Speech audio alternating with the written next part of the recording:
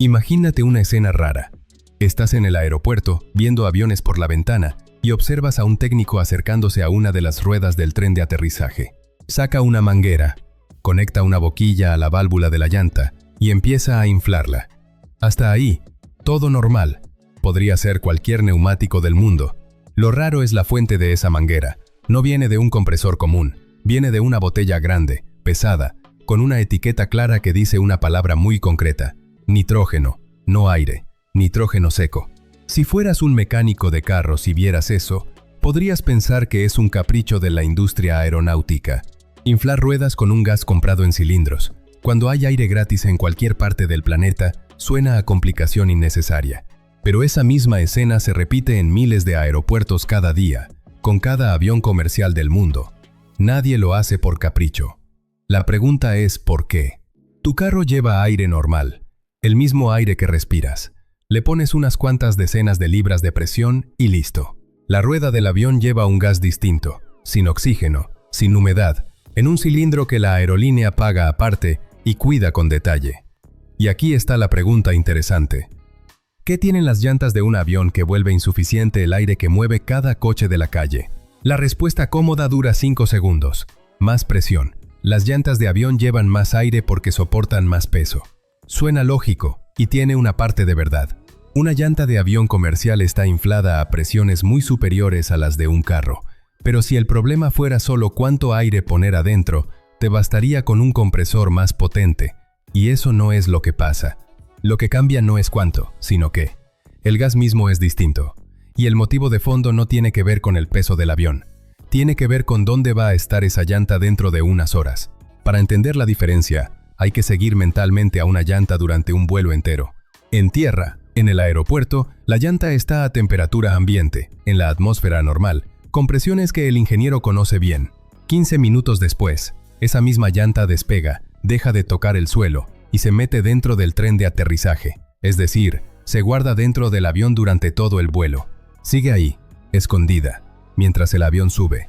Y al subir, alrededor de la llanta empieza a pasar algo que en el aeropuerto no pasaba. A medida que el avión sube, la temperatura exterior cae rápido.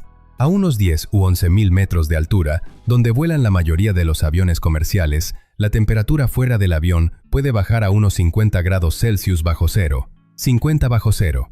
Y aunque el tren de aterrizaje está dentro del fuselaje, ese frío atraviesa estructuras, baja la temperatura del compartimento y termina enfriando la llanta. La llanta no está pasando frío en el sentido humano, pero el gas que tiene adentro sí está sintiéndolo de verdad. Aquí aparece el primer problema. Si lo que tienes adentro es aire normal, ese aire trae humedad. Siempre. El aire que respiras tiene vapor de agua, en cantidades variables. Mucho o poco, pero siempre algo. Mete ese aire bajo presión dentro de una llanta sellada y la humedad sigue ahí. Cuando esa llanta baja a 50 grados bajo cero, el agua dentro se vuelve hielo. Pequeñas bolitas, escarcha, depósitos de hielo dentro de un componente que tiene que aterrizar a 250 km por hora en pocos minutos. Y aquí viene la parte que cambia toda la conversación. Cuando el avión inicia el descenso y se prepara para aterrizar, la llanta vuelve a salir del tren. La presión que tiene adentro ya no es exactamente la misma que cuando despegó, porque el gas se contrajo con el frío. Y en cuanto toca la pista, esa rueda pasa de no estar girando a girar a una velocidad enorme en menos de un segundo. La fricción es brutal, el caucho se calienta, y todo el sistema vuelve a recibir un cambio de temperatura inverso, esta vez subiendo bruscamente. El nitrógeno se comporta de forma mucho más estable en ese viaje extremo de calor a frío y otra vez a calor. Es un gas seco por naturaleza, sin humedad, así que no aparece el problema del hielo.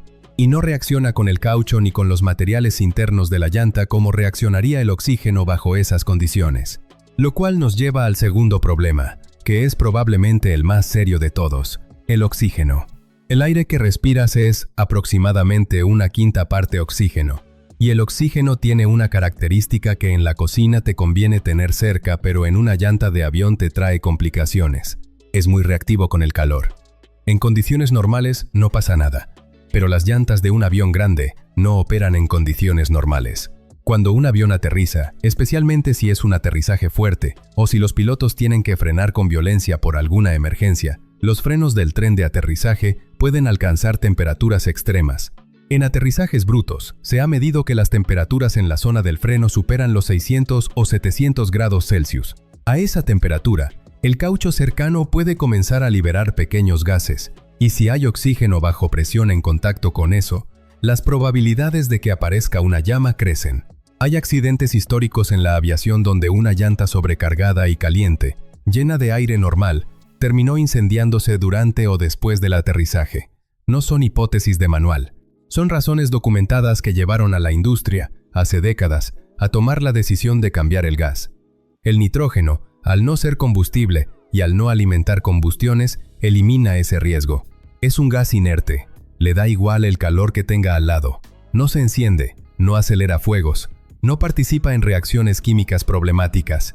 Aquí hay algo incómodo de admitir, y vale la pena nombrarlo. En tu carro ninguno de estos problemas existe. Tus ruedas no suben a 11.000 metros de altura, no se enfrían a 50 bajo cero, no frenan desde 250 a 0 en 30 segundos, no soportan los pesos que soporta el tren de aterrizaje de un avión grande. Por eso a tu carro le da igual el aire normal, y por eso quien se preocupa por inflar las ruedas de su carro con nitrógeno, salvo casos muy específicos, está pagando por algo que no le hace ninguna diferencia notable. Pero el avión no es un carro grande, es otra cosa. Y aquí aparece la tercera capa del problema, que casi nadie cuenta. La presión que tienes dentro de una llanta cambia con la temperatura. Esto pasa en cualquier rueda del mundo, pero pasa de forma controlada solo si el gas que tienes adentro responde de manera predecible. El aire húmedo, con su mezcla de oxígeno, nitrógeno, vapor de agua y una pizca de otras cosas, responde de forma menos uniforme cuando cambia bruscamente de frío extremo a calor extremo. El nitrógeno, al ser un gas más uniforme y sin humedad, mantiene una presión más estable en todo ese vaivén. Para los mecánicos que tienen que garantizar que cada llanta llegue al aterrizaje con la presión correcta, esa estabilidad es muchísimo más cómoda. Y aquí está el detalle final, el que cierra el círculo. Una llanta de avión no solo tiene que llegar inflada al aterrizaje, tiene que llegar inflada exactamente con la presión correcta. Una llanta con presión un poco más baja se deforma demasiado al tocar pista, se calienta más de lo previsto y puede fallar en plena maniobra. Una con presión un poco más alta se vuelve rígida y reparte mal la carga. El margen entre bien y mal no es enorme, y depende mucho de que el gas adentro se comporte como el manual del fabricante dice que se va a comportar. El aire ambiente, con su humedad cambiante y su oxígeno reactivo, simplemente no entrega esa garantía. El nitrógeno sí.